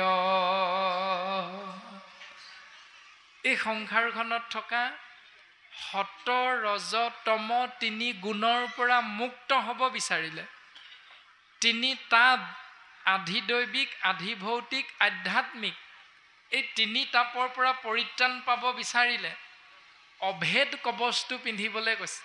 অভেদ কবচটো কি? ৰাম কৃষ্ণ হৰি বিষ্ণু জগত প্ৰসিদ্ধ নাম। তুমি যদি সদায় পিন্ধা কৃষ্ণ বাব, তাৰমানে গৃহস্থী ধৰ্মত পানী এগিলাচ কোনোবাই খুজিলেও বোলে কৃষ্ণ বাব লওকচোন। তামোলৰ বটাটো বোৱাৰীগৰাকীয়ে অতিথিৰ আগত আগবঢ়াই দিওঁতেও কৃষ্ণ বাবসকল গ্ৰহণ কৰিব। চাহকণ দিবলৈ যাওঁতেও বয় বস্তু, পিঠা পনা, চাহ অনা, সা সৰঞ্জাম সকলোখিনি ভকতৰ অগ্ৰত আগবঢ়াই দি ৩-৪ গৰাকী একেলগে যদি এজোকা ঘোষা গাই সেৱা কৰে, এইটো হ'ল কৃষ্ণত অৰ্পণ কৰা নিয়ম। আৰু এই নিয়মটো গৃহস্থী ধৰ্মটো পালন কৰিবলৈ শাস্ত্ৰই আমাক সিদ্ধান্ত দিছে। পোনে পোনে গৈ চাহ দিছোঁ খক, এইটো নহয়, কৃষ্ণত অৰ্পণ কৰিবলৈ কৈছে যে কৃষ্ণ বা সমস্ত আমাৰ পৰম সৌভাগ্য আপোনাসব আহিছে। আজি দুপৰীয়াৰ অতিথি সাক্ষাৎ দামোদৰ, আপোনাসবৰ চৰণৰ ধূলা আমাৰ গৃহত পৰি আমি পবিত্ৰ হৈছোঁ। এইখিনি ভাৱনা মুখেৰে যে ক'বই লাগিব এই বুলি কোৱা নাই, এই ভাৱনাটো যুক্ত হৈ আমাৰ আচাৰটো তেনেধৰণে আগবঢ়াবলৈ কৈছে। এইটো গৃহস্থী ধৰ্ম। জল পুষ্প ফল মূল অন্ন খাদ্য দ্ৰব্য যত সকলোখিনি কৃষ্ণত অৰ্পণ কৰিবলৈ কৈছে। এতিয়া আমি কৰোঁ নে নকৰোঁ নিজেহে বুজি পাম। এতিয়া খাই এগাল বুলি কওঁনে, এই চাহ অকণ খালে খাবি, নেখালে নাই যা, এই বুলি কওঁ বোলে বাপ কৃষ্ণ চাহকণ লওক। নিজৰ পতি দেৱতাকো আইগৰাকীয়ে চাহকণ দিওঁতে কৃষ্ণ বুলি কৈ দিয়া নিয়মটো শাস্ত্ৰই আমাক সিদ্ধান্ত দিছে। এইখিনি গুৰুজনাৰ সিদ্ধান্ত। গতিকে আমি চিন্তা কৰাটো অতিব প্ৰয়োজন। যেতিয়া পিতৃ মাতৃ পৰলোকগামী হয়, তেতিয়া ৩ নম্বৰ দিনটোত তিলনী কৰ্ম কৰোঁতে সমাজ বিশেষে এডাল বাঁহৰ মাৰি দিয়ে। আপোনালোকে দেখিছেনে? বাঁহৰ মাৰি এডাল যে দিয়ে সন্তানটোক, যিটো সন্তানে ক্ৰিয়া কৰ্মটো ধৰেগৈ, মুখাগ্নি কৰে, সেই সন্তানক মূৰত বগা কাপোৰ এখন মাৰি দিয়ে আৰু বাঁহৰ মাৰি এডালি দিয়ে। তাতে এটা মূৰত গজাল এটা নহ'লে সৰু কটাৰী এখন গোজ মাৰি দিয়ে। তাৰমানে নামটো কি? তাৰ ধৰ্মদণ্ড। সেই ধৰ্মদণ্ডডাল যদি লৈ থাকে, ভূত প্ৰেত পিশাচে আহি সেই সন্তানটিক অপায় অমংগল কৰিব নোৱাৰে। তাৰ উত্তৰটো সেইটোৱে। কিন্তু শাস্ত্ৰই কি বুলি ক'লে? ৰাম কৃষ্ণ নাম অভেদ কবচ, সদায় যিটো পিন্ধয়, যিজনে সদায় অভেদ কবচ পিন্ধি আছে ৰাম কৃষ্ণ হৰি বিষ্ণু জগত প্ৰসিদ্ধ নাম, তেওঁক বাঁহৰ মাৰিডাল নিদিলেও হ'ব। সেই বাঁহৰ মাৰিডাল বা সৰু কটাৰীখন দিয়াতকৈ ডাঙৰ দা এখন দি দিয়াই ভাল। তেতিয়া একো আহি পানি সেই সন্তানটোক অপকাৰ কৰিব নোৱাৰে। এইবিলাক নিয়ম শাস্ত্ৰসন্মত নহয়। এইখিনি জীৱৰ কল্যাণ নহয়। যি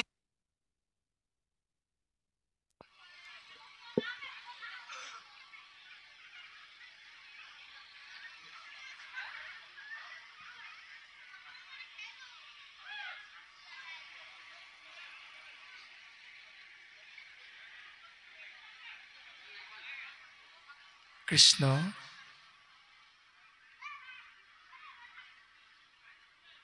যদি আমি ঈশ্বৰৰ নাম আশ্ৰয় কৰোঁ, তেতিয়াহ'লে সেই জীৱৰ কল্যাণ সাধন হয়। প্ৰমাণ আপোনাসবে জানেই যে হিৰণ্যকশিপুৰে কৃষ্ণদেৱক নাৰায়ণক মাৰিবৰ বাবে ব্ৰহ্মাৰ পৰা বৰ এটা লৈছিল। বৰটো একেবাৰে অমৰত্ব বৰৰ সমপৰ্যায়ৰ। দিনতো নমৰে, ৰাতিও নমৰেও। কেতিয়া মৰিব তেতিয়াহ'লে? দিনতো নমৰে, ৰাতিও নমৰে। পৃথিৱীতো নমৰে, আকাশতো নমৰে, ওপৰতো নমৰে, তলতো নমৰে। ক'ত মৰিব তেতিয়াহ'লে? অষ্টই নাকাটে, হস্তই নাপাতে, ভিতৰতো নমৰে, বাহিৰতো নমৰে। ক'ত মৰিব? জলতো নমৰে, স্থলতো নমৰে, মানে পানীতো নমৰে, মাটিতো নমৰে। ক'ত মৰিব? ইমান এটা অমৰত্ব পানী নহৰকা বৰ হিৰণ্যকশিপুৰ আজীৱন জীয়াই থাকিব পাৰিলনে? নোৱাৰিল। তাৰমানে সিমান অমৰত্ব বৰ ল'লেও জীৱ নিপাত হ'বই, মৃত্যু হ'বই। এয়া ঈশ্বৰৰ ইচ্ছা, জন্ম মৃত্যু। গতিকে আপুনি মই যি ধৰ্মদণ্ড বুলি কটাৰী লৈ থাকিলেও, কিবা দা এখন লৈ থাকিলেও, আপোনাৰ মোৰ যিটো অপকাৰ হ'ব লাগে সেইটো হ'বই। সেইটোত কোনো বাধা দিব নোৱাৰে। কিন্তু কোনো শক্তিয়ে ভেদ কৰিব নোৱাৰা একমাত্ৰ পৰম তত্ত্ব অষ্টপাত হ'ল ৰাম কৃষ্ণ নাম। সিদ্ধান্ত দিলে। ৰাম মাধৱে বুলন্ত মুক কৃষ্ণ কৃষ্ণ কৃষ্ণ বুলি সদায়ে সোমৰে যিটো জন নৰকৰ পৰা তাংক নৰকৰ পৰা তাক জলহন্তে যেন পদ্ম আপুনি উদ্ধাৰু ৰংগ মনে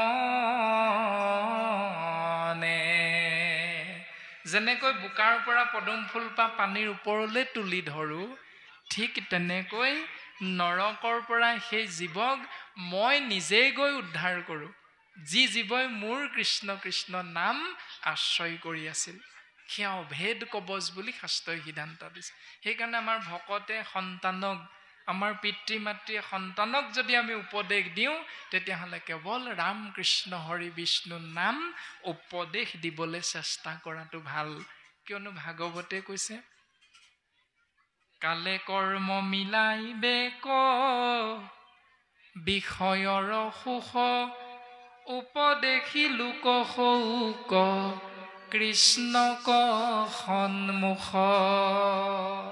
কাল মানে সময় সময়ৰ লগে লগে কি কৰ্ম কৰিব লাগে সময়ে এটি জীৱক নিজেই শিকাই দিব আহাৰ মাহ আহিলে কঠীয়া পাৰিব লাগে পিতৃ মাতৃয়ে নকলেও সন্তানে দেখি দেখিয়ে জানে কঠীয়া ৰোৱাৰ লগে লগে ধান পকিল আঘোণ মাহত ধান কাটিব লাগে ডাঙৰি বান্ধি আনিব লাগে যিকোনো প্ৰকাৰে ঘৰলৈ পিতৃ মাতৃয়ে নিশিকালেও সন্তানে নিজে নিজে জানে বিদ্যালয়ত নামটো লগাই দিয়াৰ পাছত পঢ়িব লাগে নে নেলাগে সন্তানক পিতৃ মাতৃয়ে নকলেও সন্তানে বুজি পায় কিন্তু কালে কৰ্ম মিলাই বেক বিষয়ৰ সুখ বিষয় সুখ ভোগ কৰি জীৱন অতিবাহিত কৰিবৰ বাবে সন্তান ৰূপী জীৱক পিতৃ মাতৃয়ে নিশিকালেও হ'ব চাকৰি এটা কৰ গৃহস্থী ধৰ্ম পালন কৰ ছোৱালী এজনী ভাল পা আকৌ ল'ৰা এটা ভাল পা আকৌ বিয়াখন পাত আকৌ সন্তান এটা জন্ম দে আকৌ এইবিলাক নিশিকালেও হ'ব এইবিলাক বিষয় সুখ ভোগ সময়ৰ লগে লগে জীৱই নিজেই শিকি যাব সময়ে শিকাই দিব কিন্তু জ্যেষ্ঠসকলে অনুজসকলক শিকাবলগীয়া কথাটো শাস্ত্ৰই কৈছে উপদেশী লোক হৌক কৃষ্ণক সন্মুখ যদি উপদেশ দিবলৈ সুবিধা পোৱা তেতিয়াহ'লে তুমি এনে উপদেশ দিবা যি উপদেশ কেৱল কৃষ্ণমুখী হয় কিয়নো জীৱৰ কল্যাণ কেৱল কৃষ্ণ নামত সেইকাৰণে আমি প্ৰত্যেকে আলোচনা কৰিলেও মুখ্য বিষয় হোৱাটো প্ৰয়োজন কেৱল কৃষ্ণ নাম যিটো বাক্যে নাই নাম কৃষ্ণৰ চৰিত্ৰ উচিষ্ট গৰ্তটো কৰি শিশি অপবিত্ৰ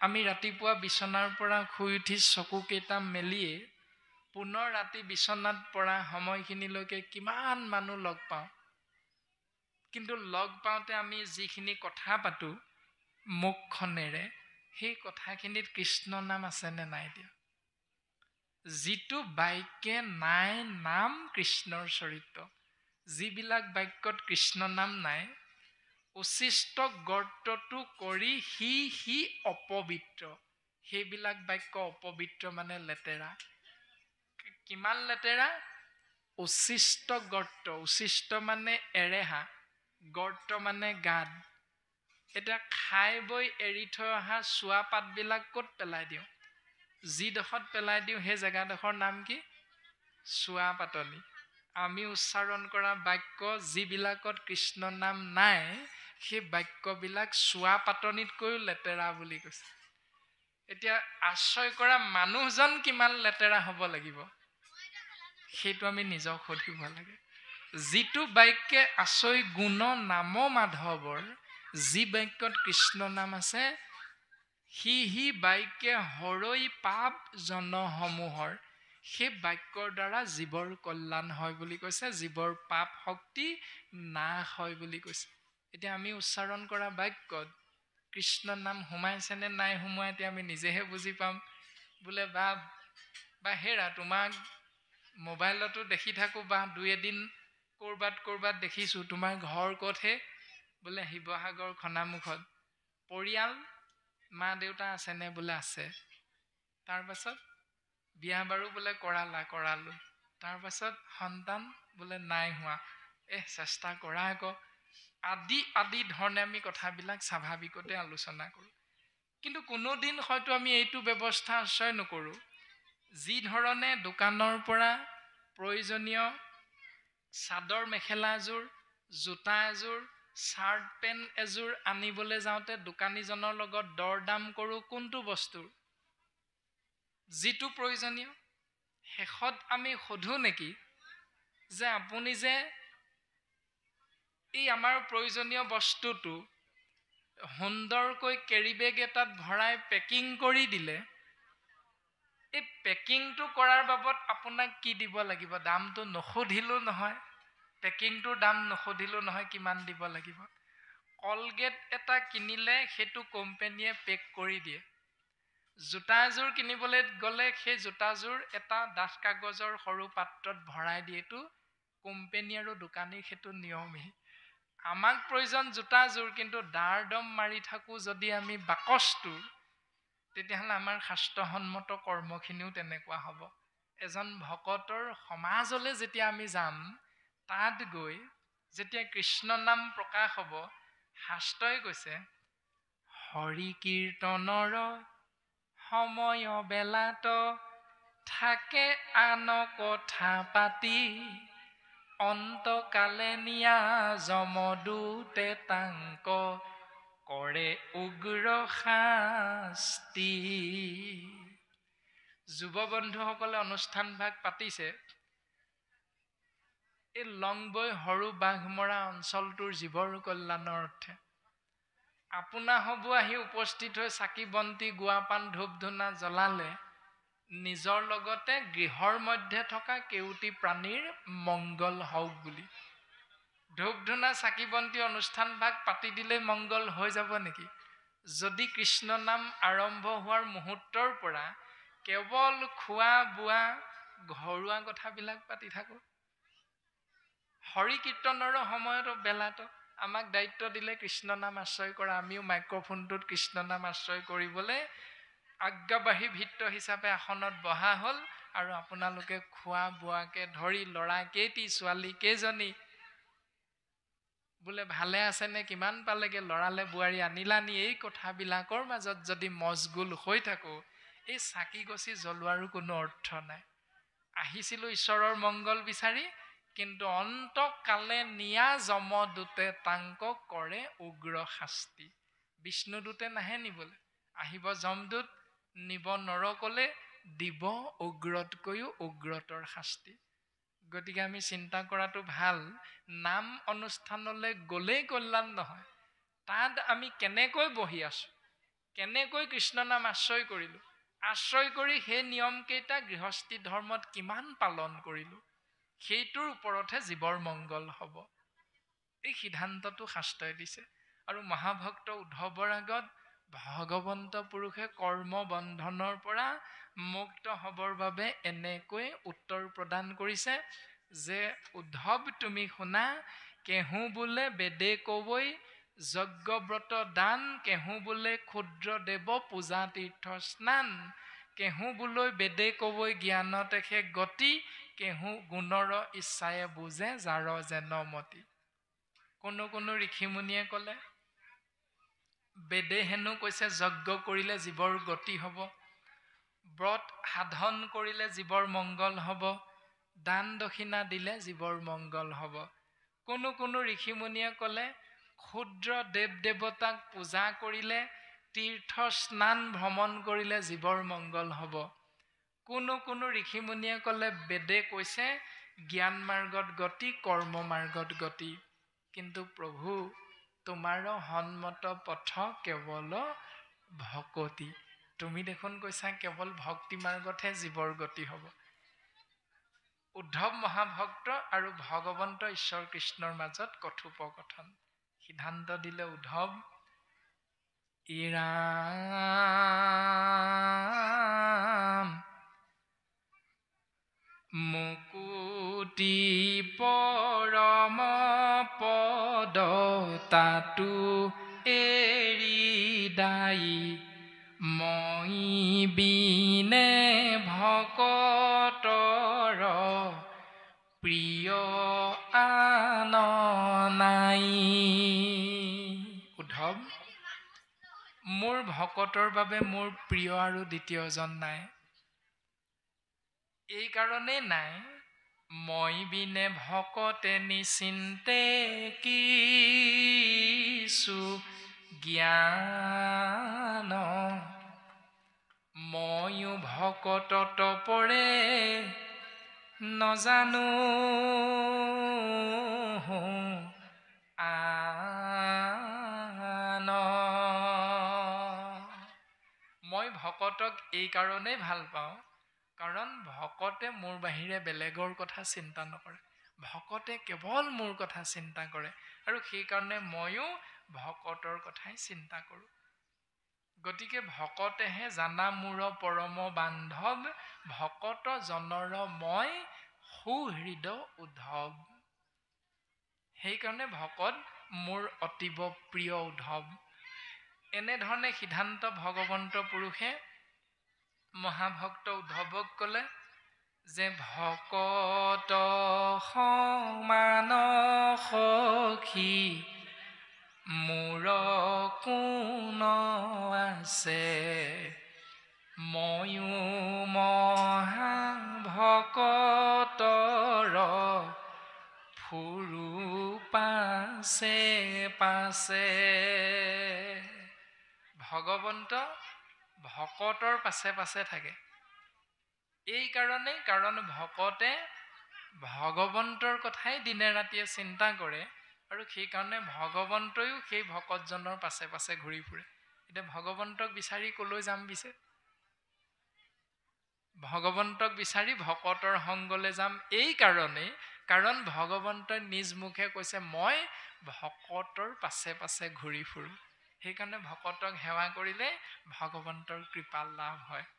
ইমান সুন্দৰভাৱে গুৰুজনে ক'লে। এতিয়া সেই ভকতৰ কৰ্মটো কেনেকুৱা হ'ব লাগিব?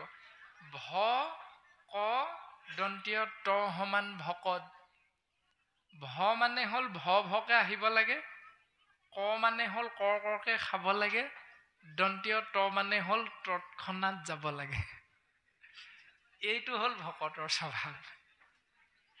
এতিয়া আমি এইটোত আছো নে নাই? এতিয়া ৰাতিপুৱা 8মান বজাতে আহিলোঁ, এতিয়া ইয়াত 3:30মান বজালৈকে বহি আছোঁ, যোৱাই নাই।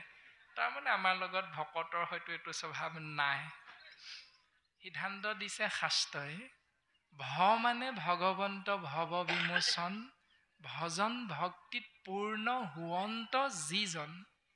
ভবৰ্ণটোৱে কৈছে ভজন আৰু ভক্তিত পূৰ্ণ হ'ব লাগিব। কাক ভজনা কৰা? এক কৃষ্ণদেৱ।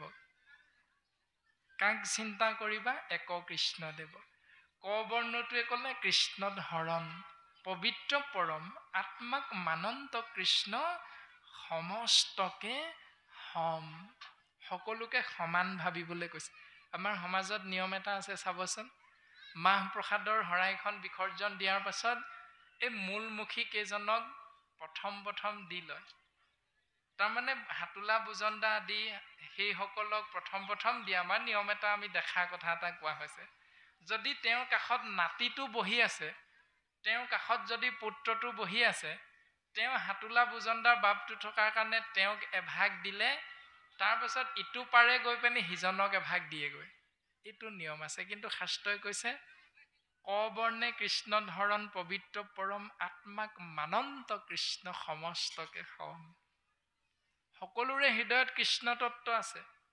তেওঁ বাপটো সন্মান জনাই প্ৰথমে দিব লাগিব এই বুলি কোনো নিয়ম ধৰ্মগ্ৰন্থত নাই। সকলো ঈশ্বৰময়, ঈশ্বৰৰ প্ৰসাদ সকলোকে এফালৰ পৰা শৃংখলাবদ্ধভাৱে দি যোৱাটোৱে ভকতৰ নিয়ম। এফালে এভাগ দি আকৌ সিটোফালে গৈ দুজনক দুভাগ দি, আকৌ ইটোফালে আঁতৰত গৈ তিনিজনক তিনিভাগ দি মূলমুখী বুলি মাজৰ কেইজনক এৰি থৈ অপমান অৱমাননা কৰিবৰ বাবে ভকতৰ সৰু ডাঙৰ চাবলৈ আমাক সমাজত শাস্ত্ৰই নিয়ম বান্ধি নাই দিয়া। ভকত সকলো সমান। ডাঙৰ সৰ্প এটাই খুট মাৰি দিলে যিটো বিষ হ'ব, সেই সৰ্পটোৰ পোৱালি সৰ্পটোৱে খুট মাৰি দিলেও একে বিষক্ৰিয়াই হ'ব। গতিকে ভকতৰ কোনো জাত নাই, ভকত সমান। ঈশ্বৰৰ কোনো জাত নাই, ঈশ্বৰ মতা নে মাইকী। ভকতৰ কোনো জাত নাই, ভকত মতা নে মাইকী। জীৱৰ কোনো জাত নাই, জীৱ মতা নে মাইকী। জীৱ য'তেই সোমাই দিব সেই শৰীৰটোৰ আকাৰ অনুসৰি জীৱক নামাকৰণ কৰা হয়। প্ৰাণজিৎ নামৰ শৰীৰটোত জীৱ ব্ৰহ্ম সোমাই দিলে নামাকৰণ কৰা হ'ল প্ৰাণজিৎ, মতা মানুহ, কাৰণ শৰীৰৰ আকাৰটো মতা মানুহ। যদি একেটা জীৱ এই শৰীৰটোৰ পৰা ওলাই গৈ পাছৰ জন্মত গৰু এটাৰ শৰীৰত সোমাই দিয়ে, তেতিয়াহ'লে এই জীৱটোৰ নাম হ'ব গৰু। এই জীৱ গৈ যেতিয়া ছাগলীৰ শৰীৰত সোমাই দিব, তেতিয়াহ'লে সেই শৰীৰটোৰ আকাৰ অনুসৰি জীৱটোৰ নামাকৰণ কৰা হ'ব ছাগলী। চৰাই চিৰিকটি, জীৱৰ কোনো জাত নাই, মতা নে মাইকী। যদি আপোনাৰ মোৰ পিতৃ মাতৃৰ জীৱ দুটা কোনোবা এজনে আনি দি দিয়ে, এই দুটা তোমালোকৰ পিতৃ মাতৃৰ জীৱ হয়নে নহয় বাছি লোৱা, আপুনি মই কোনো বাচিব নোৱাৰোঁ। জীৱৰ কোনো জাত নাই, মতা জীৱ মাইকী জীৱ। মাত্ৰ শৰীৰটোত প্ৰৱেশ কৰি দিয়াৰ কাৰণে শৰীৰটোৰ আকাৰ গঠন অনুসৰি আমি সেই জীৱক নামাকৰণ কৰোঁ। সেই নামাকৰণৰ মতেহে আমি এই সমাজ ব্যৱস্থাটো চলি আছে। কিন্তু শাস্ত্ৰই কৈছে ভকতৰ জাত নাই, জীৱৰ জাত নাই, ঈশ্বৰৰ জাত নাই। ক বৰ্ণটোৱে সিদ্ধান্ত দিলে সমস্তকে সমভাৱপন্ন আশ্ৰয় কৰিবৰ বাবে। ৩ নম্বৰতে সিদ্ধান্ত দিলে ত বৰ্ণে তৰণৰ উপায়টো হ'ল শৰণ। ক'ত হ'ব? হৃদয় পদ্মত ধৰে কৃষ্ণৰ চৰণ। হৃদয় পদুম ফুলত কৃষ্ণৰ চৰণ ধৰিবলৈ ক'লে, আৰু উপায়টো হ'ল তৰণৰ একমাত্ৰ শৰণ। ক'ত? কৃষ্ণ নামত। গতিকে ৩টি বৰ্ণই কেৱল কৃষ্ণ তত্ত্বৰ কথাই ক'লে, বেলেগ দেৱৰ কথা নাই কোৱা। গতিকে আমি যদি ভকত হৈছোঁ, তেতিয়াহ'লে আমাৰ কৰ্মটো কি? ভকতি। ভকতৰ কৰ্ম হ'ল কেৱল ভকতি। নামঘোষা শাস্ত্ৰত মাধৱ গুৰুজনাই ক'লে, বৈকুণ্ঠৰ কল্পতৰু ভাগৱত শাস্ত্ৰ, ইহাৰ উত্তম ফল দান দক্ষিণা মাত্ৰ। এইবুলি আছেনে বাৰু বাপসকল আইসকল? নামঘোষা শাস্ত্ৰত এইবুলি লিখা আছেনে? নিশ্চয় নাই। নামঘোষা শাস্ত্ৰত লিখা আছে, বৈকুণ্ঠৰ কল্পতৰু ভাগৱত শাস্ত্ৰ, ইহাৰ উত্তম ফল হৰিনাম মাত্ৰ। যদি ইয়াৰ উত্তম ফলটো হৰিনাম, ভাগৱত শুনি শুনি, ভাগৱত পঢ়ি পঢ়ি ২০-৩০ বছৰ পাৰ কৰি দিয়াৰ পাছতো, প্ৰত্যেক বছৰে নামঘৰত ভাগৱত পঢ়ি থকাৰ পাছতো, দিনে ৰাতিয়ে কীৰ্তন গ্ৰন্থ পাঠ কৰি থকাৰ পাছতো, দিনে ৰাতিয়ে আমি ভকতৰ শাৰীলে উত্তীৰ্ণ হৈ আমাৰ ভকতৰ আচৰণটো কি হ'ব লাগিব? ক'লে ভকতি। হৰিনামে হৰিনামে হৰিনামে গতি, হৰিনাম ভকতৰ কেৱল ভকতি বুলি কৈছে। হৰিনামেই হ'ল ভকতৰ ভকতি। যদি আমি ভকত হিচাপে দান দক্ষিণাৰ পাছত দৌৰি ফুৰোঁ, যদি আমি ভকত হিচাপে মুণ্ডন ভোজনীৰ পাছত দৌৰি ফুৰোঁ, তেতিয়াহ'লে আমাৰ ভকতিটো নৰয়। আমাৰ হৰণো ভস্ত, ভজনো ভস্ত। সেইকাৰণে বেদৰ বিহিত কৰ্ম ধৰ্ম কৰিবাক ভকতৰ যোগ্য নাই। যদি মোহহুয়া কৰে ধৰ্ম কৰ্ম, ভকতিত ভ্ৰষ্ট যায়। বেদৰ বিহিত কৰ্ম কি? নামঘোষাতে মাধৱ গুৰুজনাই ক'লে,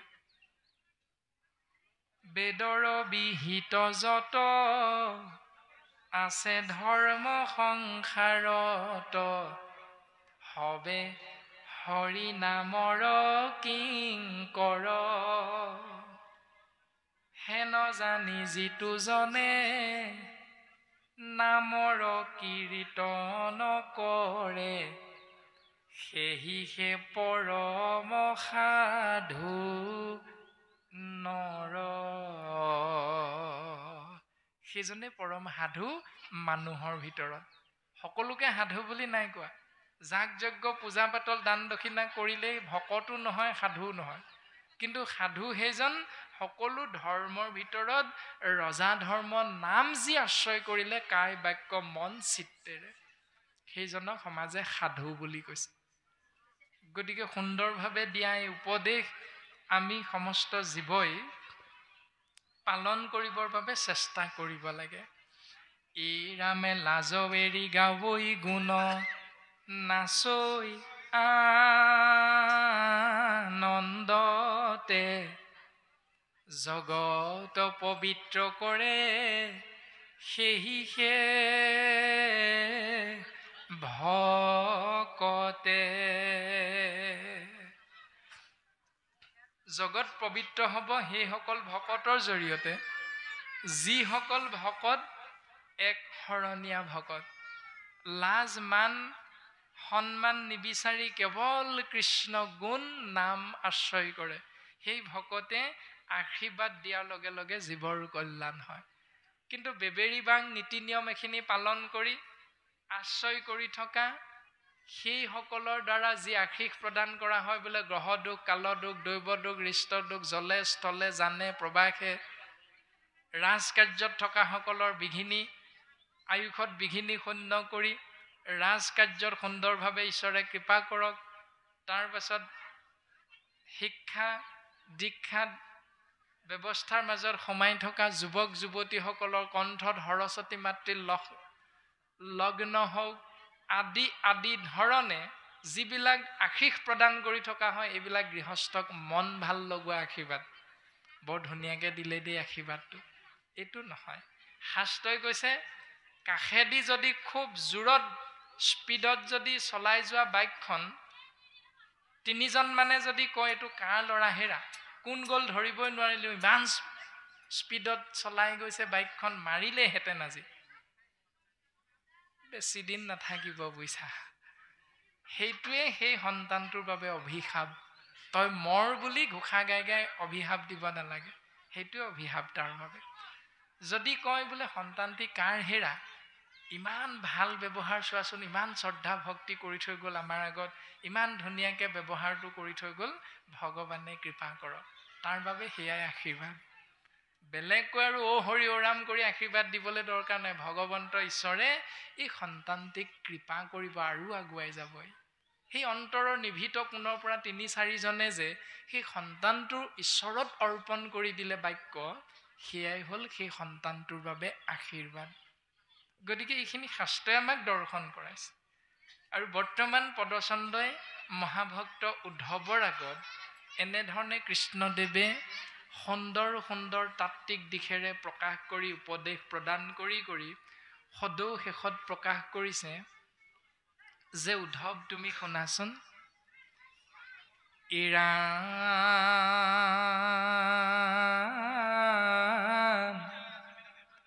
শুনা সভা সদ পদ ও মহাভাগৱত,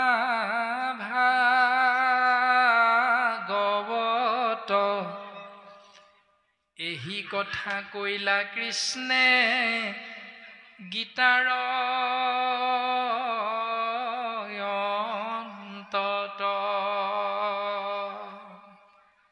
সেই সভাসদবৰ্গ মহাভাগৱতৰ পদে কোৱা এই কথাখিনি কাক কৈ আছে? উদ্ধৱৰ আগত। কোনে কৈ আছে? কৃষ্ণই। কিন্তু ইয়াৰ আগতো মহাভাৰতৰ যুদ্ধৰ প্ৰাক মুহূৰ্তত এহি কথা কৈলা কৃষ্ণে গীতাৰ অন্তত, এই কথাখিনি কৃষ্ণদেৱে অৰ্জুনৰ আগতো কৈছিল। অকল উদ্ধৱকে কোৱা নহয়, অৰ্জুনৰ আগতো কৈছিল। কি বুলি কৈছিল?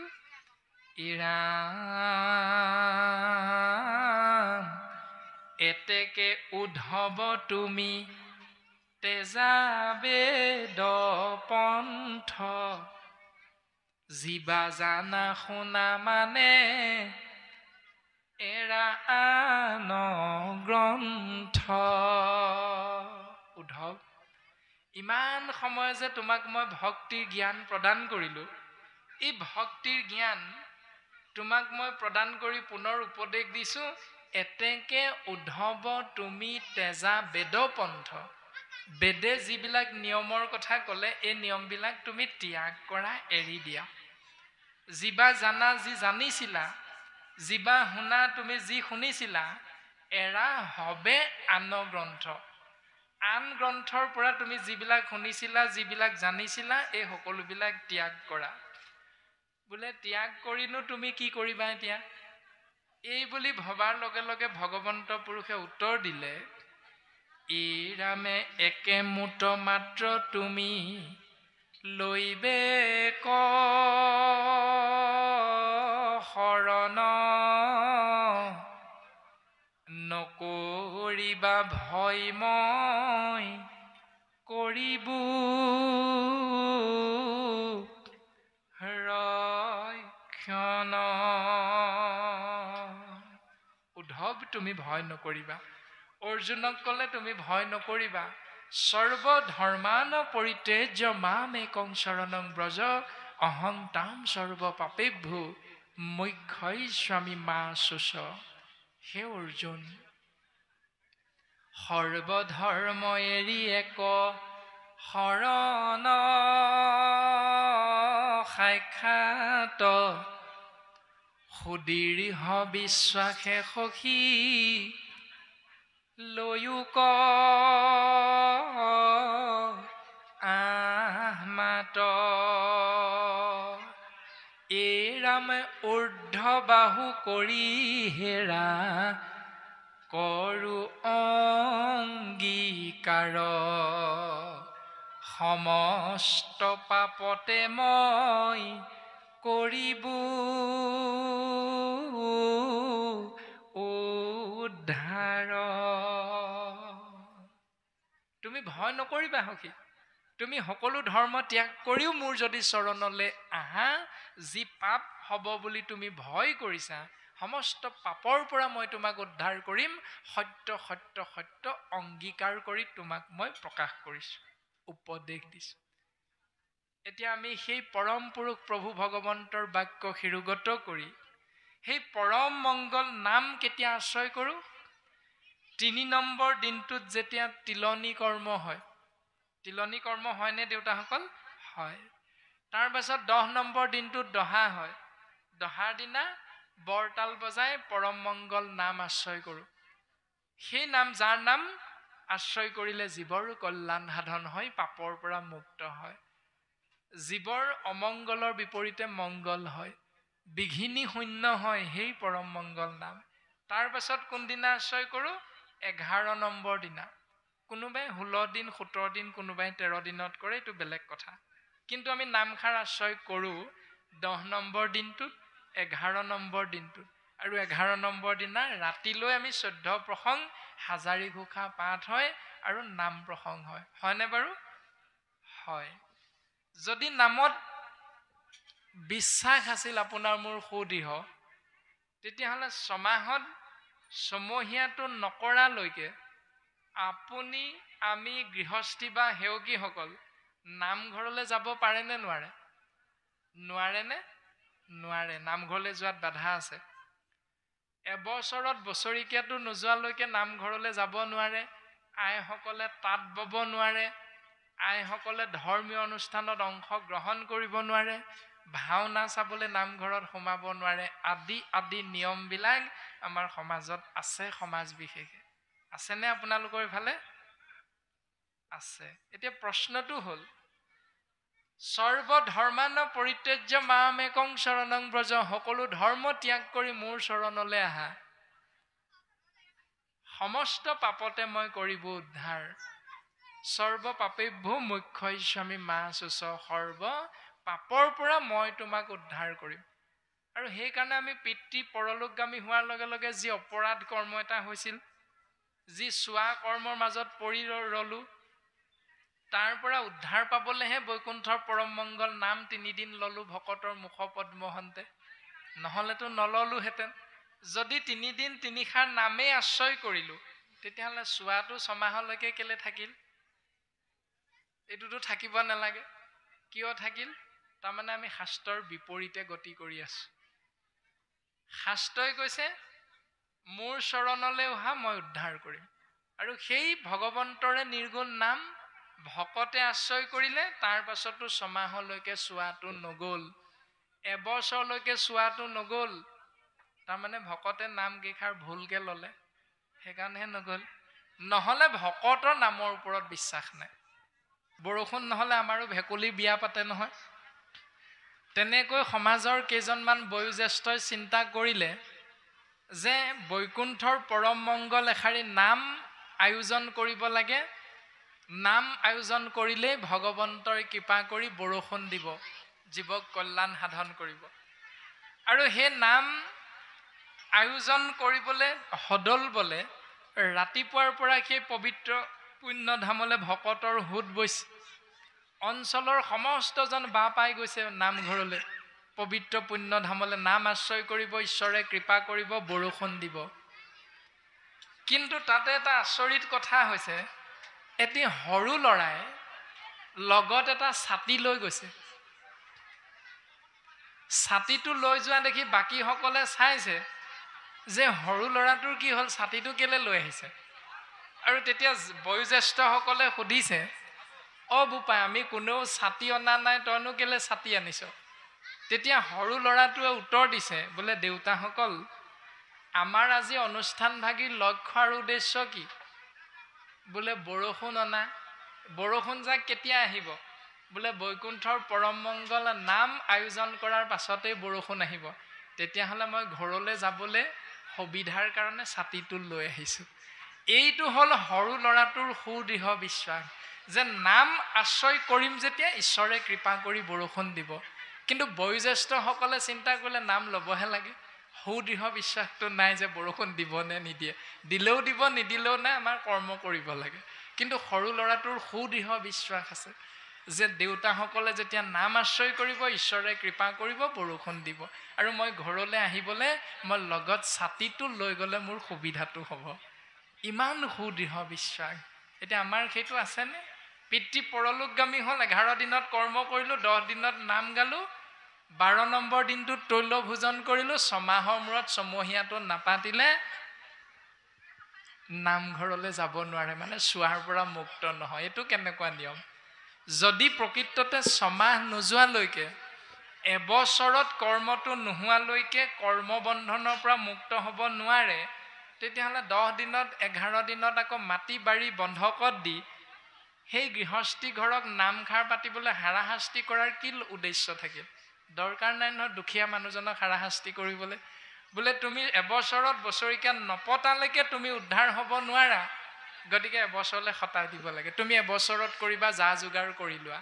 এই 3 দিনত তিলনি কৰিও লাভ নাই, 10 দিনত দহা কৰিও লাভ নাই, 11 দিনত কৰ্ম কৰিও লাভ নাই, যদিহে মুক্ত হ'ব নোৱাৰে।